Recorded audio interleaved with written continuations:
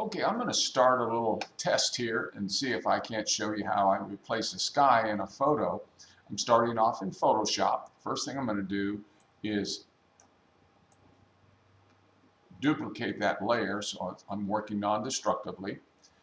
I'm going to immediately go into Filter, Skyloom software, into Luminar 4, which I found to be the best sky replacement software that I could find anyway. It takes a second for it to come up, and it'll bring that file right into it. I'm using this as a plug-in out of Photoshop. So I started in Photoshop, and then you can very simply go over here to the Creative Palette, Sky Replacement, and I'll select the sky. And I've always already found one that I thought was pretty good. I think Bright Blue Sky 2. And I just push a button, and it's going to kind of magically place the sky in there. If you notice behind the trees and all the openings, the sky continues. It's done a really good job. The only thing I think I did was I went into advanced settings and changed the temperature a little bit to a more of a blue, not so much cyan, and maybe brightened it up just a tick. And there's so many other adjustments in here if it doesn't come out perfect that you can adjust. You can change the gaps between the sky and the foreground and that type of thing. In this particular one, we don't really need to do anything. Now to carry it a little bit further, I'll go back into the Essentials palette, and I'm going to do a little AI Enhance, which is where it kind of will bring out some of those shadows, brighten up the photo, and just give it a little more life. The other thing I've seen, you see I'm looking at my notes now, I can go into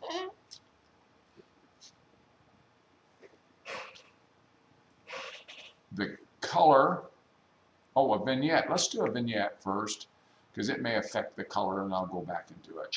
I always like to go into the advanced settings, take the feather all the way to nothing, and then add some color. Now you can see I can actually see where the color's at on there. I don't need to go much on this. I don't want to really change the sky. And then I'll bring it a little smaller, and then we'll maybe a little inner light. If you look at the center, I'm kind of brighten it up. It's really going to draw your eye with the vignette around it and that. And let's look at the difference that we've made to this photo so far. We've added the sky, and we've kind of brought our attention into the center of the photo.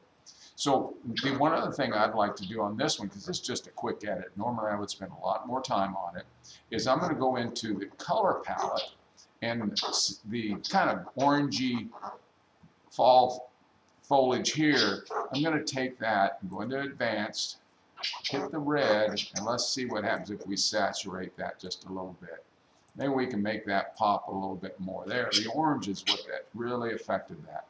You don't want to go too much, just a little bit, and then you can check on the luminance. We'll make it a little bit brighter. So there, just that one, we went from that to just a little bit. And overall, we've changed the photo from that to that.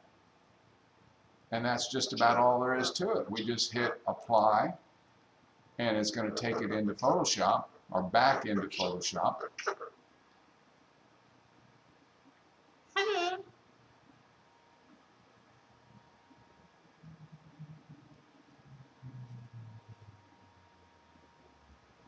And now we'll turn this off. This is what it brought in.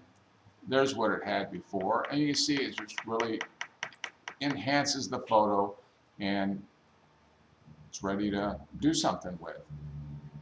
And that'll be it. It's just a test, something I'm trying to do to see if I can't do some instructional things. And mostly it's just because I'm bored because of the way things are. I don't have much to do. One thing I noticed, I see a little bit of grain in the new sky. I can also go into a filter I have here that's called Neat Image, and it reduces noise, and it does it very simply without, I'm going to hit auto profile. It picked a noisy spot in the sky, click noise reduction, and it did it. And now that little bit of grain is going to disappear. You probably can't see it on the video, but I can certainly see it here in live. So it just kind of made another subtle little difference that makes that a really nice, much nicer photo. Thank you, and hope you enjoyed it.